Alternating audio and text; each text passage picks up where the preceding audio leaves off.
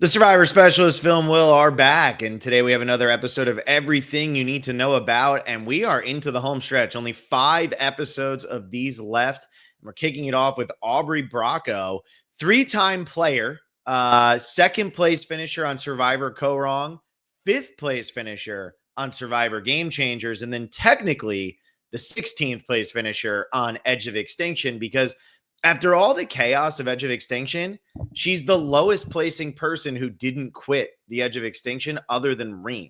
So actually, I guess she should be 15th, but for some reason, it has her listed as a 16th place finisher, but she should be ahead of Wendy and Keith, no? Yeah, maybe. I don't know. I'm a little washed. So yeah, I remember Keith quitting, and then Wendy quits too. They quit at the same time.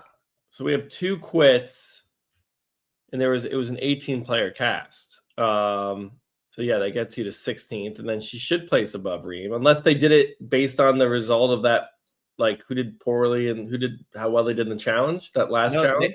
They literally say this is like by official Survivor placement. They say that Wendy finished better than Aubry because Wendy got voted out after Aubry, which I think is insane. Because it's like Wendy quit. Wendy left on day 17. Yeah, I think if you quit, you automatically go to the back of the line. That's how it should work. Yeah. But I mean, anyway. Yeah, exactly. Anyway, who cares all that much? It's just weird when you talk, because we talk all about the placements, and we had Sari play 4 times, and we've talked about all these different placements of people, and so it is weird. Like with Aubry, I think there's a giant asterisk next to that Edge of Extinction placement. That one doesn't make sense. But anyway, her first 2 times, 2nd place and 5th place. And Will, I know when this cast was initially announced, it was something where neither one of us were that excited for Aubry. And I want to bring this up, though, because I think that this is really interesting. Aubry is the only pre-game changer player to come back for every subsequent returning player season that she's been eligible for.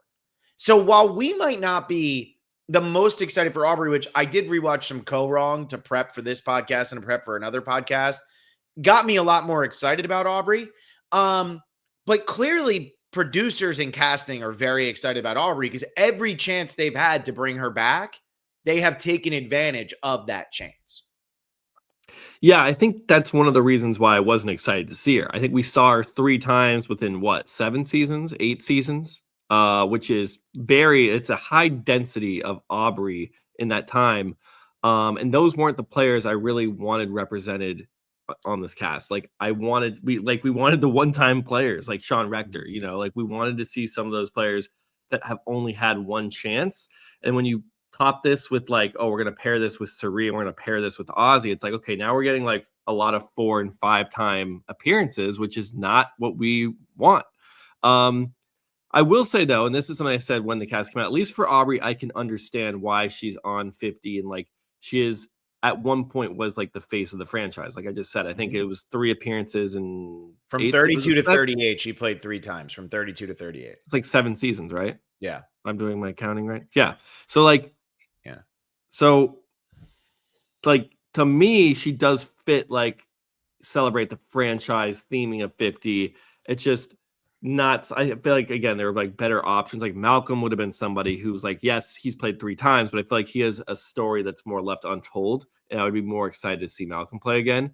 But now that we have Aubry, like I'm with you, like there is a world where Aubry can do very well in a season like this, and because she played so many times in a row in such a short span of time, that like she can maybe reflect on how she's played. Because I kind of, and I don't want to be mean or hear anything, but I kind of view Aubry as like compared to like a one-hit wonder, or like a band that has like one good album. Then you're like, okay, their sophomore album is like, that wasn't very good. Like it was okay. Then they're like, let's see if they can capture that magic again. And then they have another album. And you're like, well, that was even worse than the second album they put out.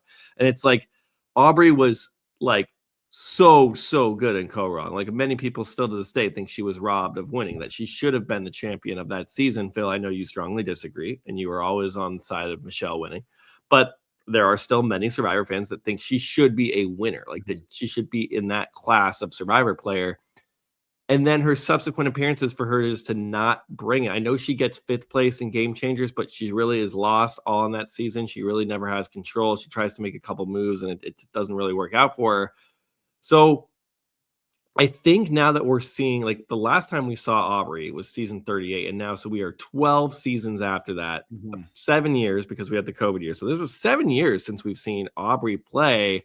She could be a different player, and maybe she can like capture some of that Korong magic. That's what I'm hoping for, because if Aubrey does bring it, I think it would be good for the season and like good overall for the franchise to have an icon like her perform well. Yeah, she was 29 the first time she played. She was 30 in Game Changers, 32 in Edge of Extinction, 39 now when she plays season 50. To me, Aubrey, I think a fair comparison to Aubrey is Colby, where a second place finish where a lot of people felt that they should have won. They were definitely the face of their season, despite the fact that they didn't win. They get there, they're close to winning. A lot of people feel that they should have. They have one performance in there that's bad. Like, Edge of Extinction is bad, although I have some things I want to say about Edge of Extinction for sure. Colby has all-stars.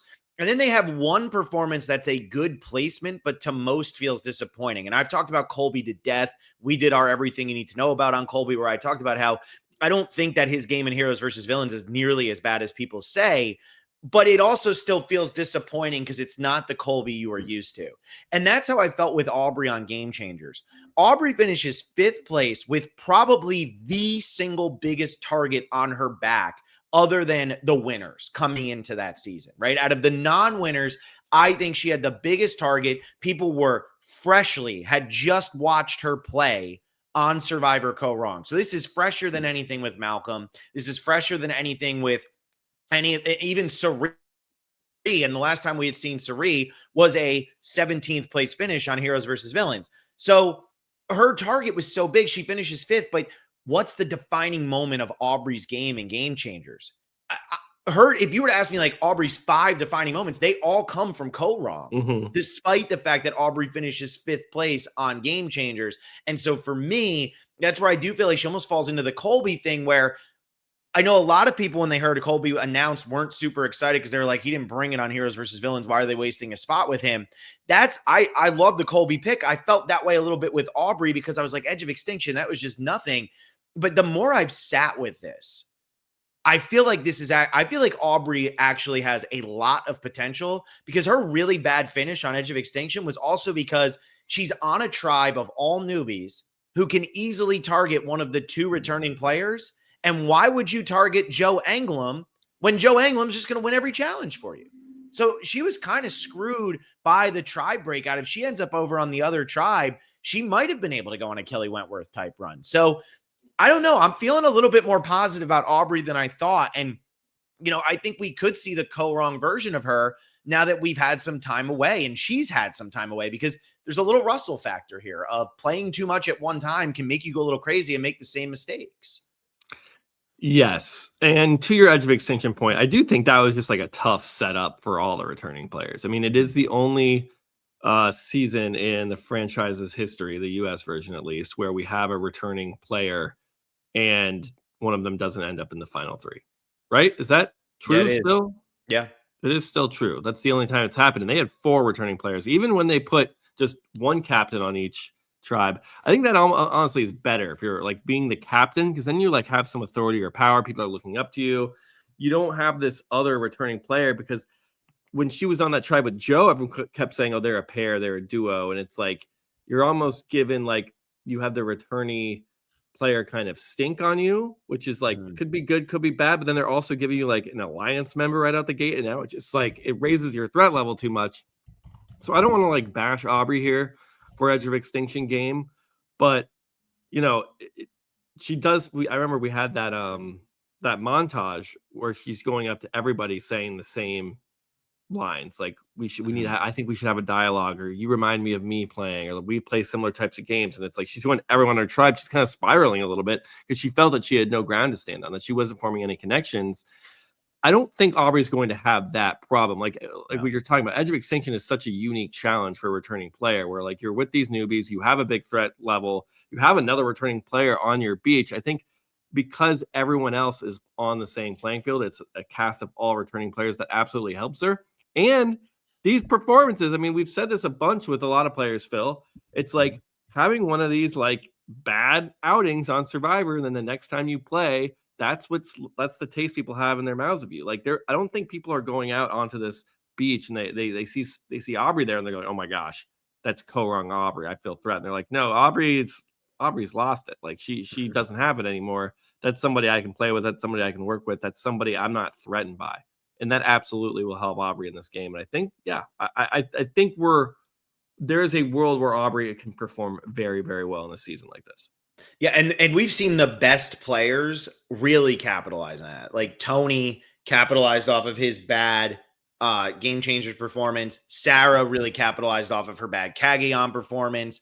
Like even Sarah, though, she didn't have a great game, then a bad game, and then play and do well. But she had a bad game and was able to say, okay, I'm still good enough that I can capitalize off of what I learned from my mistakes the first time. You have to remember, too, Aubry should have gone home in co-wrong at final, I think it was 12 when Neil goes home. She should have been the boot there. Neil's medevac ultimately keeps her in the game and allows her to get her footing. And then after the Nick Mariano boot, we used it as Aubry's defining episode. The blind side of Debbie is so brilliantly orchestrated by Aubry. And that's really what her move is again in Game Changer. She pulls the 6'5" blind side of Debbie in Game Changers as well and gets Sarah involved on that. And so that's there's no Debbie out here for Aubry. I was to say, should we have Debbie on season 50 to give Aubry something to do? Give her a defining episode. That's when she shines at her brightest. But it's kind of crazy. Like Aubry's game could have ended so much earlier in co-wrong. And then after that moment, she's able to just start cooking. And that's why I think a lot of people felt that she should have won the game. I think she votes correctly at every single tribal on that season. She does. She's integral in everybody going. She wins the fire challenge. And she had to go to she only had to go to one pre-merge tribal council. Or no, she went to 3 actually because she was on the swap tribe. But she votes right every time. And she goes to pre-merge tribal councils, and that gets people more invested. Whereas Michelle, we don't actually see her at a tribal council until episode 8, which is why I think a lot of people don't get it. But Aubry's social game is going to be the key here. Can she balance the social and strategic? Because she lost to Michelle because Michelle played a better social game than she did. And you can say Scott and Jason were bitter, or Scott and Jason were bitter, but Scott and Jason weren't bitter towards Michelle. So Aubry had to figure out how to make that work too. And I think in Game Changers, she played a better social game, but not a great strategic game, which is ultimately why she felt like she was drawing dead for most of that game, even though she makes it all the way to 5th. And then Edge of Extinction, again, the cards were just stacked against her. So that's what I'm looking for is, can she balance, now that she's older, almost 40, can she balance this social and strategic game and put it all together? Because if she can, she does have the Tony entering Winners at War upside after a really bad performance. Yes. I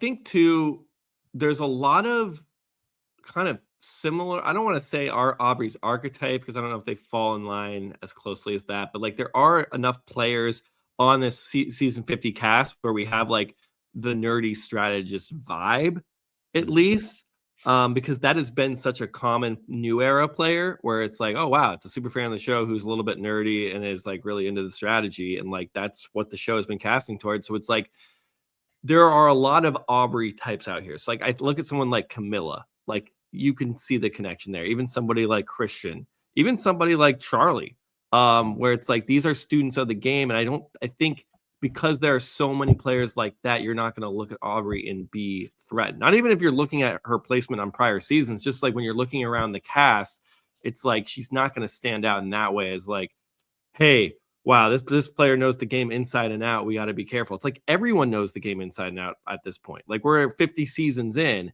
And so that's not something that will like deter her from finding success. I agree. And I know we're obviously recording this one, right at the beginning of August here. So we know the starting tribes and everything like that for season 50, or at least like what the league tribes are, hoping that they're real, which we didn't have for all the others. But I think her starting tribe really leans into what you're talking about there too. Like Rizzo might be sitting there going, ooh, people forget how good Aubry is, but she's on a tribe with a winner in Kyle. She's on a tribe with the most threatening new era strategic player in Genevieve. She's on a tribe with chaotic players like Q and Angelina. And she's on a tribe with pure old schoolers like Colby and Stephanie. I think there's people who want to look at Aubry and say, play with me. And I think Aubry will be able to kind of get in with some of the people here. And if she hits a swap or something like that, Aubry and Christian, I mean, there's no way they don't work together. Like that just seems like a match made in heaven. And so I think Aubry has a lot of outs. She also has the Rick Devens connection, being that she was on Edge of Extinction with Rick Devens. So that's something that definitely works into her favor. She spent numerous days with him on that island. Mm-hmm. So I think that she has a lot of routes to go. She's got Sari and Ozzy. With Sari. Yeah. And Ozzy. Yeah. They were both on Game Changers. Right, but did Ozzy and Saria or Ozzy and Aubry ever get together at all? I forget Game Changers so much. Did they ever that was the season you didn't do because the first season I didn't podcast because it was the first season I was out on location and I have not rewatched it and I need to rewatch it. But we're gonna do it for every season matters pretty soon here. I know we're 10 seasons away, but man, those things fly. They do. I know. I don't know if I need to watch Game Changers, rewatch it, and then rewatch it again in 10 months. So I feel that for sure. Let me just check the Aubry here wiki because I mean, in terms of who was on whose tribe in Game Changers, I kind of forget that. Yeah. But she was on Mana then Nuku, and Ozzy was on. And I think this is worth it because I don't remember really. I mean, Ozzy goes out so early in that season that I don't really think we ever really hear them talking or doing much. But he is on the Nuku then Tavua. So they actually don't play together until that third and final swap. No, they don't play together until the merge. Mm-hmm. So they really don't have a relationship. I mean, they might outside of the game. And I'm sure she's got connections with, some of these other players. Yeah. From her tribe standpoint, this is the chaos tribe. Mm-hmm. And I think Aubry's done a pretty damn good job with handling big personalities, or even people that are unpredictable. Her 2 seasons that she goes the farthest in, she's playing a lot of days with, as you mentioned, Debbie, but also Ty. And Ty is very emotional, very wish-washy. And she did a lot of managing those personalities and steering them to do what she needed to do. I think Q and Angelina, we don't know about the Riz God. That could be a different story, but at least she has experience with not having people play as you would expect. That is a really good point because Ty was an unpredictable player. Ty was hard to know what his motives were going to be. And I think that's a really good point. And that's where I feel like Aubry could get along with anybody.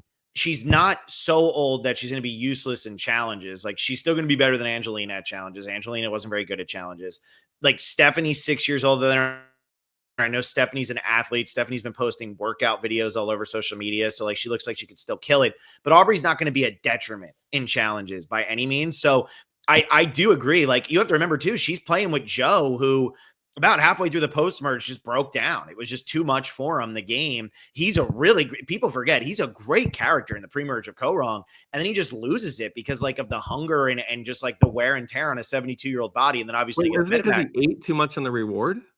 Well, that was why he actually gets pulled. But in the post merge, you can see his body. He stops having confessionals and he stops being as fun and starts just being Aubry, tell me what to do because I'm done. But she had to play with that. So she's had to play with followers. She's had to play with people who want to be leaders, like a Sydney. She had to play with characters like Ty, Debbie, Scott, Jason. And then she's also a huge advantage for Aubry is that she has played on a full returning player season. That's something that people like Stephanie, Sari, Ozzy, Colby, Aubry have an advantage over these players who haven't played on a full returning player season because they know kind of what to expect when it comes to the egos and how people are going to want to feel things out and make sure this is their show. And I think she'll know when to push and when to pull back. Yeah, no, I hadn't thought about that. That is a good point. That like there's probably just inherently different vibes and a different way you have to approach the game when you know everyone's played before, when everyone's seen each other games also. Apart from like the two people here. But like that's that's worth noting. And maybe that's why the new era will maybe struggle a little bit. They've all only played, like none of them have returned yet. This is their first opportunity to return. And can they feel that out? Whatever that, it feels kind of intangible, but there's probably an overall presence of mind that you have to have in an all returning player season. Yeah, and not only just the new era, but Chrissy, Christian, Angelina, Mike Oh White, yeah. Devins. Like that's huge. I mean, there's more than half of this cast has only played with, like Devins has played with a couple of returning players, but a lot of these people are coming in here pretty fresh. And I do think Well, too, I will like, say, I know, like go ahead. we always like I've been ragging. Oh, I wish they had more one time players. And you're saying, well, over half the cast has only played once. It's like, well, yes, because 12 of them are from the new Well, era. yeah, but I'm more saying in terms Yeah, of no, I just want to. comparison to I just Aubrey. didn't Yeah. that phrase like it kind of tripped me up. I'm like, wait a second, over half the cast. Well, y'all no, of course that's the Yeah. case. Yeah, and Devins hasn't had a chance either. And but that's just in the comparison to Aubrey. I think that's definitely an advantage that she has here. And I'm curious too because there's players like Coach is going to be an example of this. Aubrey is going to be an example of this. We've seen Sari go through it, and we've seen Ozzy kind of go through it, where they play a bunch really close together, and then they get this big gap. And how do they play differently? Sari does amazingly on Game Changers, right? Like she finishes sixth place with a massive target. They're probably not going to let her win, but she gets sixth place after a 17th place finish. And she played season 12, season 16, season 20, waits all the way till 34. You get a player like Coach, 18, 20, 23. Now, what's he going to be like 27 seasons later? And I know we already kind of talked about this, but with Aubrey, with the back to back to back to back to back, she's had so much time. And like I've met Aubrey, I've talked to Aubrey. I think Will, you've also met Yeah, Aubrey. Aubrey's Yeah, like great. Aubrey's awesome.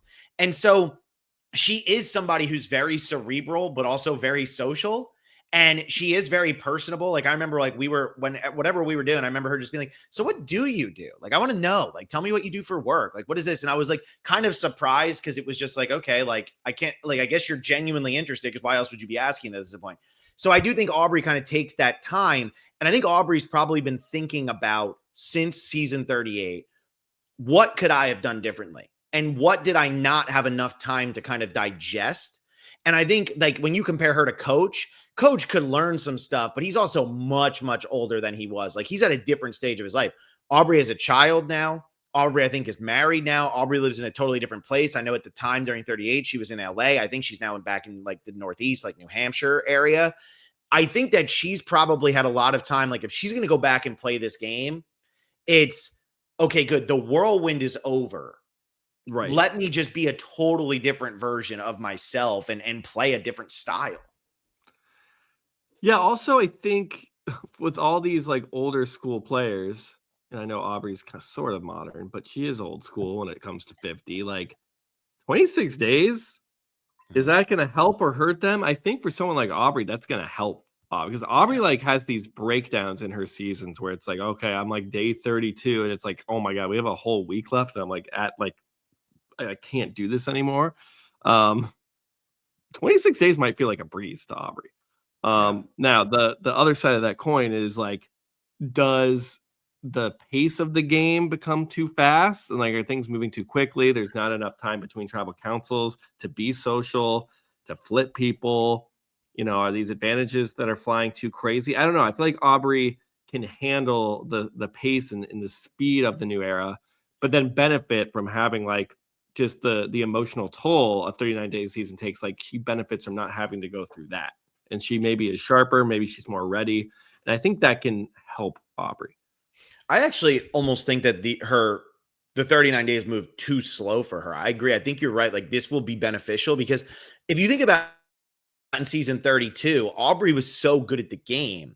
It was the in-between stuff that she struggled with and why she didn't win. In the new era, the same day that you're having this really deep conversation, Kyle and Joe are having these really deep conversations about, this is like my upbringing. This is what I've been through. Tell me what you've been through. They turn around, they do a challenge, and they vote somebody out that night. And I think that will help Aubry, because those days in between, when there wasn't strategizing, when it wasn't who you're going to vote out, when it wasn't like the game part of it, that's when Michelle beat her. And I think that's also why in Game Changers, she votes incorrectly so often, and she's out of the loop so often, because there's more time for people to socialize in a way that Aubry's like, let's stick to the plan. Let's go with the plan. Let's do this. Even the way she talks to the players in Edge of Extinction, when she is trying to say, you seem like somebody that, like, you seem like a younger version of me, all that, it can feel a little scripted when it starts to feel like, are you doing this for game purposes? I think the 26 days will help her, because there's not the time in between, especially if we're thinking double boots most of the time.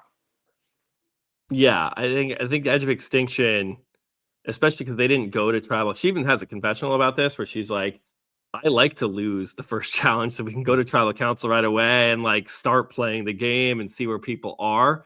Like, she was just sitting on the beach winning challenges until they swap. And then she didn't feel that she was making those social connections with her starting tribe.